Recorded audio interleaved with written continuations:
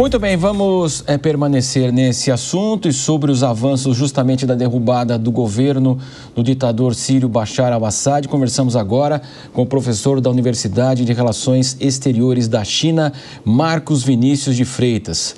Professor, prazer tê-lo conosco. Não há surpresa, acho que para ninguém, mas a rapidez, né, de todo esse processo.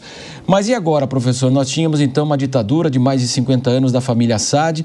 Qual o caminho a seguir? Até porque essa entidade, né, islâmica, ela tem uma ligação com a Al-Qaeda também. Bom dia ao senhor, professor. Bom dia, Marcelo. Um prazer conversar com vocês sempre. Você vê, né?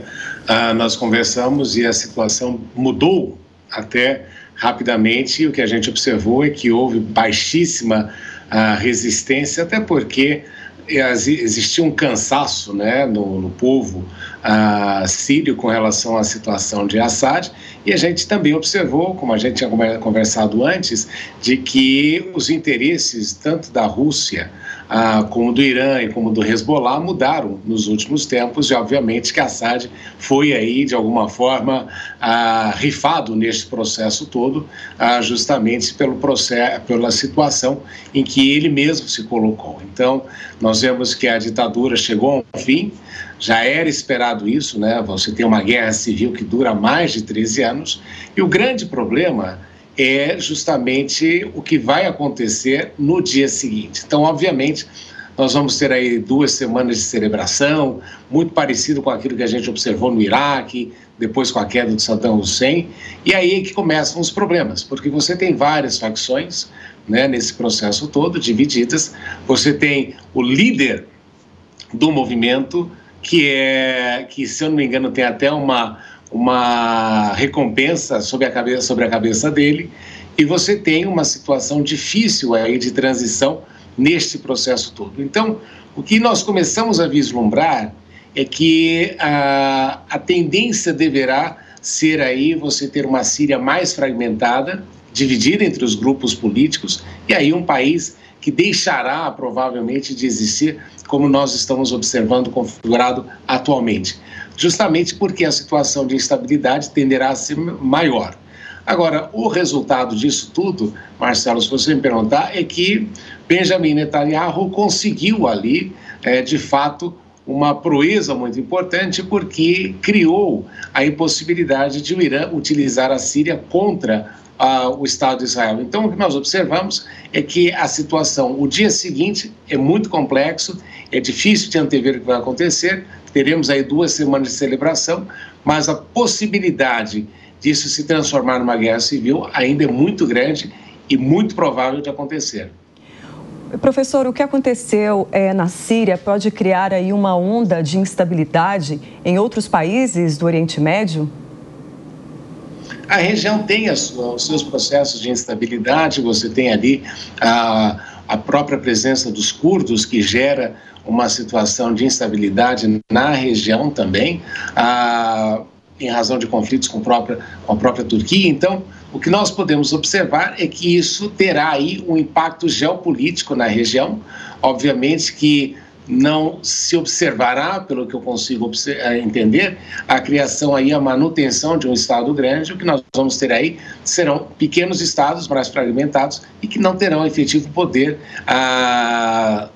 geopolítico, né, ou poder regional, justamente pelo tamanho que eles terão no futuro. Então, essa é a grande tendência que nós observamos nesse processo aí de divisão do Oriente Médio. Agora, tem uma coisa importante a ressaltar, que é o fato de que a Rússia, ao que me parece, teria aí, eventualmente, até mesmo negociado uma retirada daí da Síria, justamente para manter o território conquistado na Ucrânia. Então, os pontos geopolíticos se tocam nesse momento na Síria.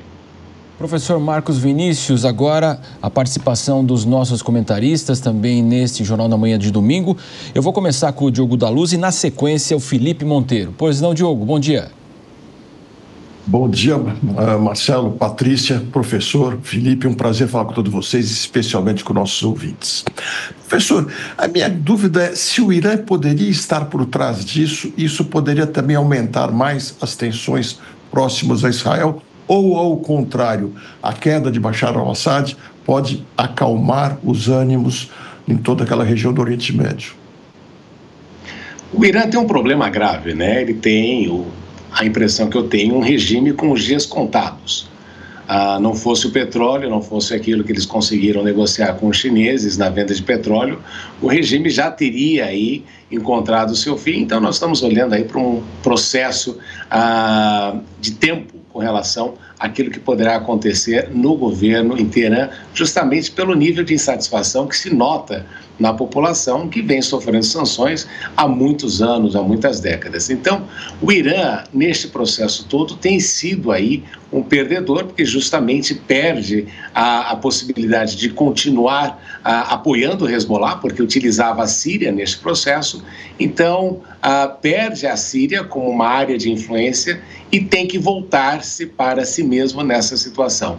O Hezbollah saiu enfraquecido diante da ação de Israel no Líbano, e o que nós vemos é que, por exemplo, o Líbano agora se tornou praticamente ali um anexo, né, nesse processo todo de Israel com relação à política que foi implementada por Netanyahu.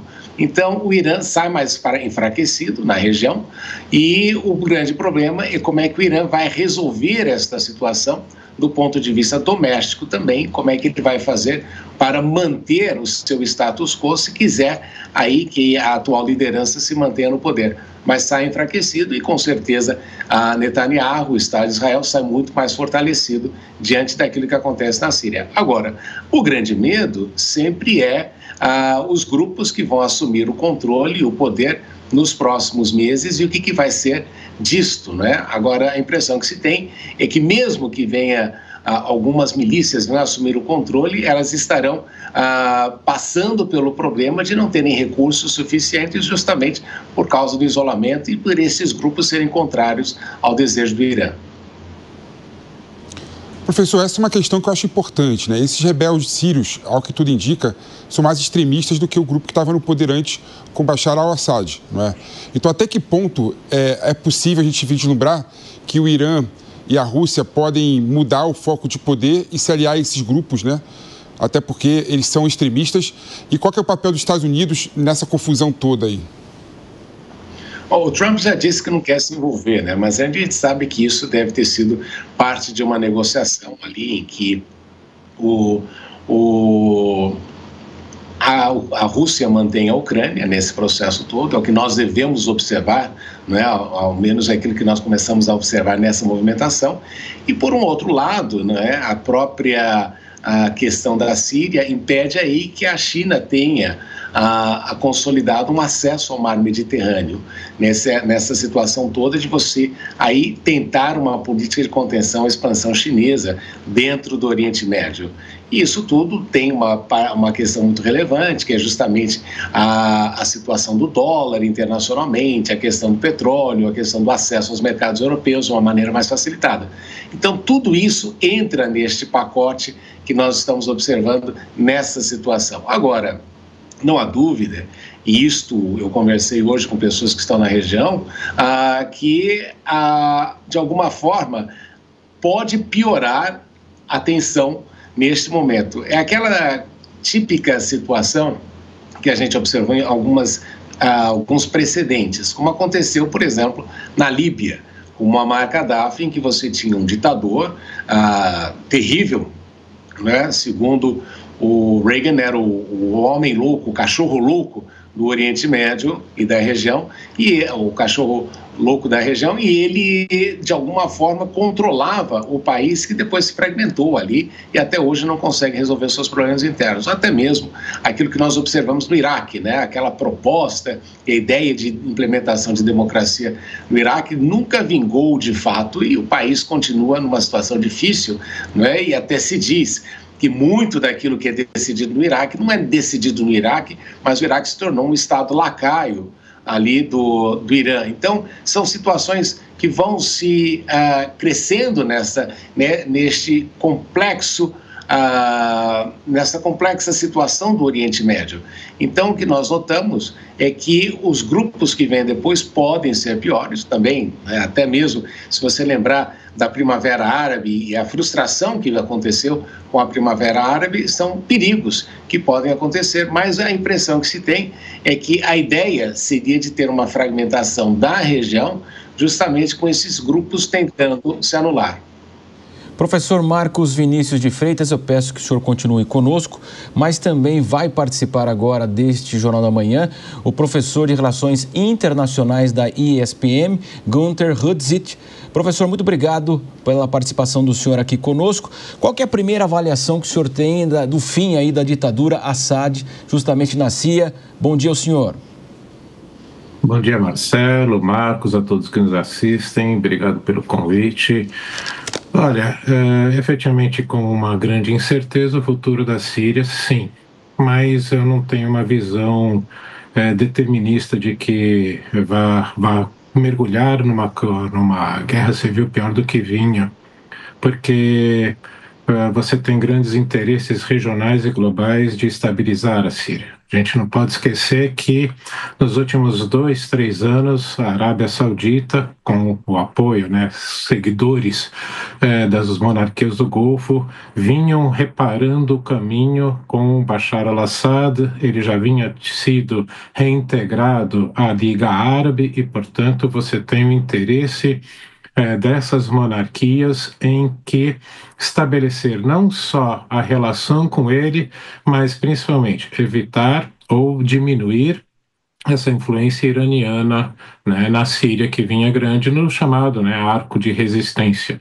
Você também tem a atuação do líder presidente, já que foi reeleito, Erdogan, na Turquia, que também já tinha e tem um grande interesse numa estabilidade síria, porque a Turquia tem uma comunidade síria de refugiados na sua fronteira sul muito grande e, portanto, para ele, um governo estável da Síria seria importantíssimo para aliviar essa pressão sectária e econômica que a Turquia tem na sua fronteira sul, tanto que há sérias dúvidas se ele não estaria por trás do apoio logístico e de inteligência para o HTS ter conseguido tão rapidamente ter tomado Damasco.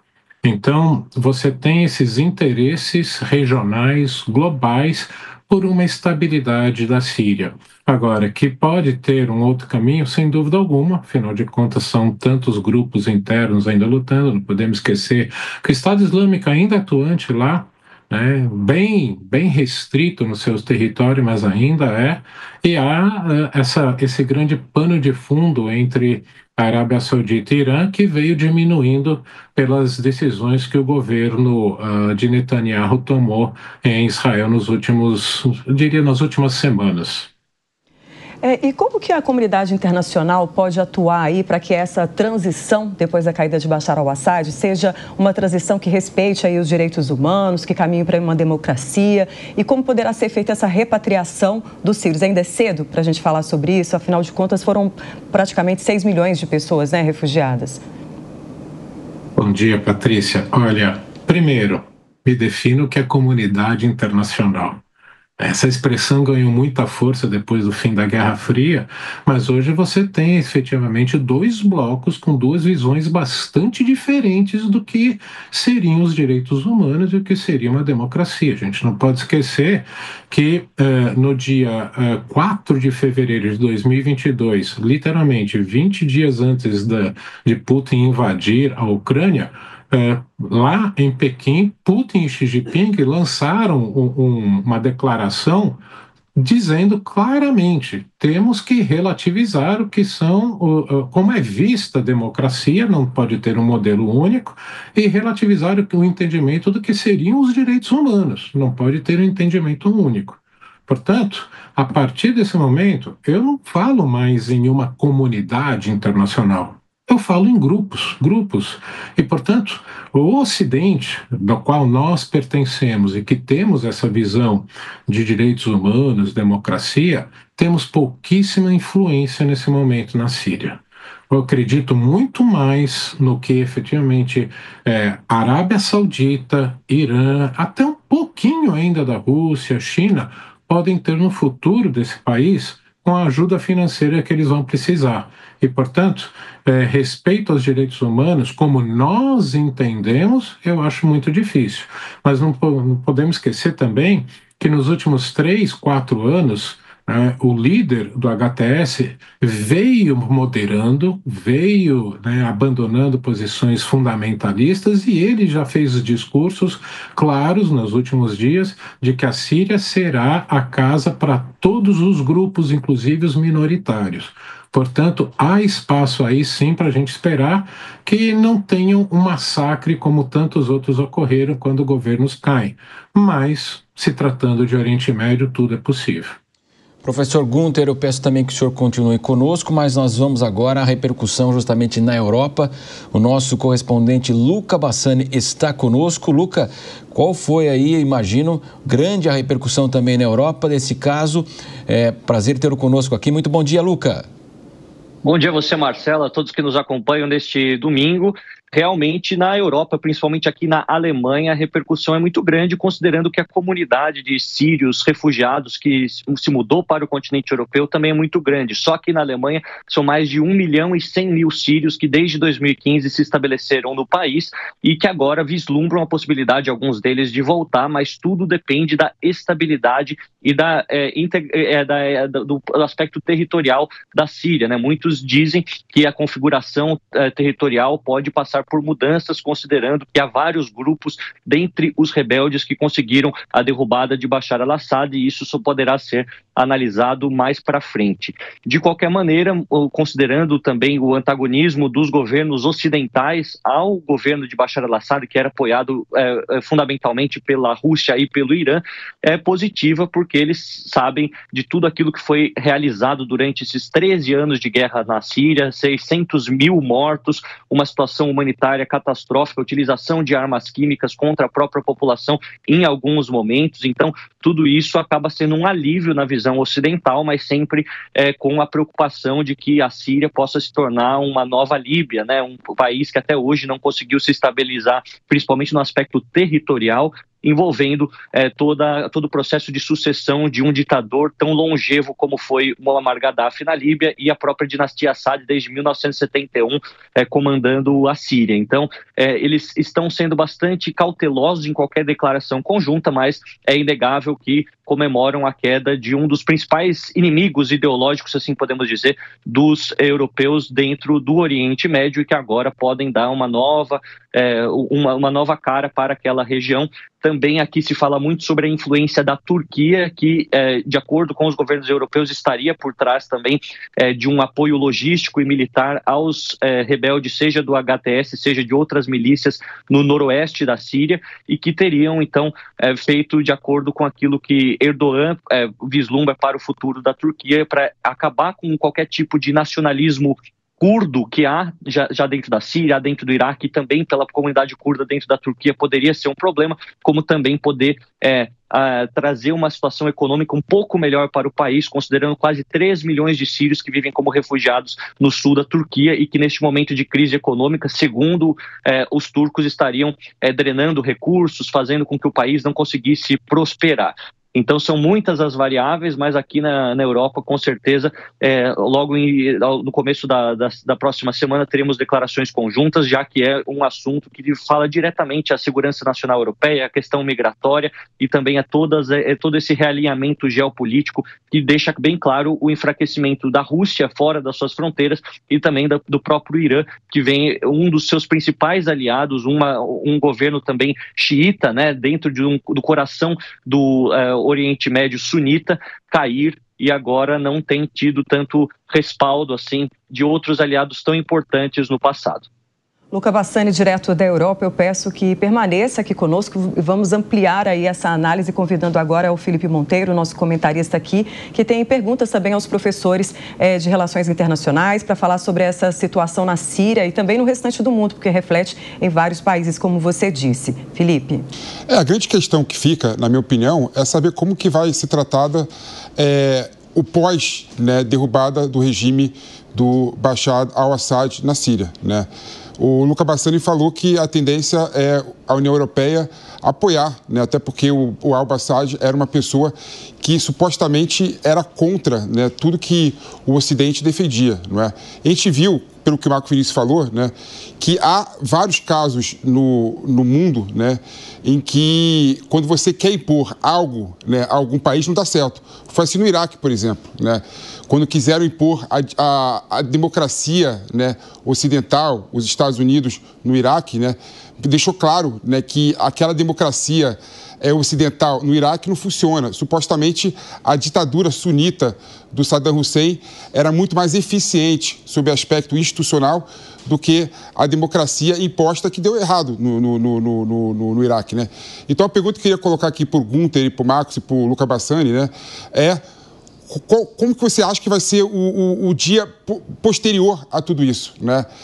Vocês acham, por exemplo, que a guerra civil acabou realmente na Síria ou não? Ou é só mais um capítulo? E outro ponto, o pessoal fala que a Rússia estaria enfraquecida porque estaria de olho na guerra contra a Ucrânia, mas dificilmente daria para a gente entender, né, e concluir que a Rússia não teria, de certa forma, mudado o lado também, não é? Então, há muitas incertezas nesse tabuleiro geopolítico no Oriente Médio, especificamente na Síria.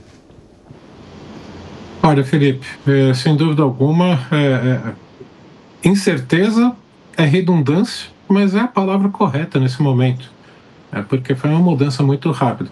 Por mais que nos últimos dias já se percebesse que o regime estava com os dias contados, quando de sexta para sábado o governo jordaniano ofereceu guarida para o Bashar al-Assad, isso já para mim mostrou que o governo ia cair. Vamos lá, por partes. O que Rússia tem um pragmatismo gigantesco, principalmente, né, com o ministro das Relações Exteriores, o Lavrov, de que se é Assad ou um outro, negocia sem problema algum, principalmente que manter a base em Tartus é tão importante para ela. Portanto, acho que isso vai até oferecer alguma forma de ajuda para a reconstrução da Síria. Como eu disse antes, os governos, né, das monarquias do Golfo vinham se aproximando, foram eles que começaram a armar a oposição síria lá em 2011 para tentar derrubar o Bashar al-Assad. Portanto, há ligações aí históricas nesse processo, também vão se aproximar. Por isso que eu vejo que você tem uma oportunidade de uma estabilidade desse novo governo sírio. Depende muito do que, né, o Abu Ahmad al-Rolani, ainda não decorei o nome dele, vai impor como uma linha de governo. Ele é um líder em conteste? Não, não é. Ele é mais um dos líderes. Portanto, é um quebra-cabeça bastante complicado num jogo de múltiplas frentes.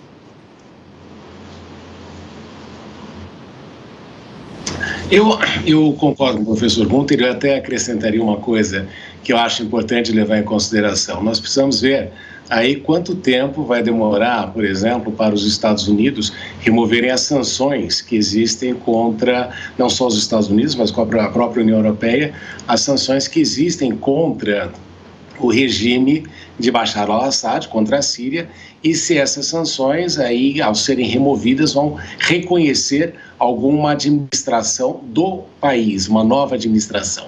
Então, por essa razão que eu acredito que isso vai demorar um tempo ainda para nós observarmos até que se entenda efetivamente se o poder vai continuar mais ou menos localizado dentro de um determinado grupo ou se isto vai se esfarelar rapidamente e nós tenhamos aí uma situação mais complexa, aumento até de uma guerra civil que já vem aí há mais de uma década. Então, essa que é a grande questão. Se os novos grupos, quem vier a assumir o poder, vai efetivamente contar com a remoção das sanções internacionais, vai conseguir receber o dinheiro que precisa do petróleo, das explorações que tem, justamente para tornar viável a sua existência no futuro. Então, tudo isso passa por essa questão também. Eu acredito que também haja uma preocupação com a integridade territorial da Síria, que já foi comprometida desde o começo da Primavera Árabe, desde que a guerra civil começou, com vários grupos dominando diferentes regiões. Nós temos lá no nordeste da Síria, na fronteira com o Iraque e com a Turquia, grande parte dos curdos, uma aliança curda dominando aquela região, onde Bashar al-Assad não tinha, de fato, poder político há alguns anos. No mesmo momento, teve a expansão e depois a redução do Estado Islâmico, que chegou também a controlar parte do território sírio. Tem esses rebeldes liderados pela HTS na região de Idlib, entre tantos outros rebeldes que variam desde o fundamentalismo islâmico até uma visão um pouco mais secularista, se espalhar, que agora tomaram a região, e o próprio governo de Bashar al-Assad e os seus, aqueles mais fiéis à sua doutrina. Então, acredito que a manutenção da integridade territorial da Síria, como ela era antes da Primavera Árabe, é um interesse também das potências, tanto regionais do Golfo, como também as potências europeias. Sabem que uma fragmentação desse território seria muito negativa, com uma situação se repetindo com aquilo que a gente vê na Líbia, por exemplo, com 2 governos praticamente estabelecidos, e a região do deserto, sabe-se lá quem comanda toda aquela região, quase que na fronteira com outros países, no Saara. Então, uma questão que é extremamente fundamental, manter o território unido, ao mesmo tempo que há essa preocupação com o vácuo de poder. O exemplo que foi dado por muitos aqui é realmente verdade. Eu estive no Iraque, a gente vê que o vácuo no poder após Saddam Hussein fortaleceu o Irã dentro do próprio Iraque, crescendo na sua influência, ele que ajudou na reconstrução. Então muito passará também pela questão do dinheiro, quem vai ajudar a reconstruir a Síria, quem vai tornar esse país economicamente viável, assim como era no passado, e de fato vai poder ter maior influência agora que uma dinastia de mais de 50 anos no poder caiu. Muito bem, você está acompanhando agora imagens ao vivo. Nós lembramos que a Síria está 6 horas à frente de Brasília, então nós estamos agora 8h45 lá, 14h45 da tarde. São imagens ao vivo da capital Damasco, nesse ambiente aí pós a saída de Assad aí do país e da ditadura. Retorno agora para você, Diogo da Luz, o seu questionamento também para os nossos professores e para o Luca Bassani. Marcelo, professores e Luca, todos aí, eu, como Felipe, estou bastante preocupado com o amanhã da Síria, e provavelmente você que nos assiste também, né? A gente vê muitas vezes caírem ditadores e a situação ficar ainda pior. Agora, as primeiras falas desse Al-Jawlani, um dos líderes insurgentes, são de um viva por uma Síria livre e independente para todos os sírios de todas as seitas, e ainda dizendo que as minorias terão seu espaço. Será que é sonhar demais imaginar que a Síria possa se tornar uma democracia, ou esse discurso seria muito mais para apaziguar os ânimos internos e depois voltar a uma ditadura, como muitas vezes acontece? Olha, Diogo, a gente já viu esse discurso, né, de governos que chegam e que prometem mundos em fundos não faz tanto tempo. Foi assim também no Afeganistão, com o retorno, né, do Talibã, e agora, 3 anos depois, a gente vê o que está acontecendo efetivamente ali. Não estou dizendo que vá por esse caminho, mas infelizmente é um dos exemplos mais recentes. Então, como você tem uma diversidade tão grande dentro da Síria, em que a população não a grande maioria, etnicamente falando, árabe, mas religiosamente, principalmente, as suas visões políticas são tão diversas que pode abrir caminho para os dois lados. Eu estou um pouco otimista, e olha que alguns vão dizer que isso é um tanto quanto raro, mas é que, como tantos interesses regionais tem, inclusive de Israel, de que você tenha um governo estável na Síria com quem você possa dialogar, negociar, do que uma guerra civil, de que possa ter uma estabilidade. Democracia, como nós conhecemos, com partidos políticos fortes, tudo, aí eu acho que é também ir um pouco longe demais, principalmente numa cultura em que a divisão quase que tribal é muito forte. Mas um processo democrático, gostando ou não, que existe também no Iraque, bastante enfraquecido, mas que existe, e lá a grande maioria é xiita e não sunita, e por isso mesmo um governo dessa grande maioria. Portanto, pode ser que caminhe para um país um pouco mais estável e não tão ditatorial como foi com a família Assad no poder.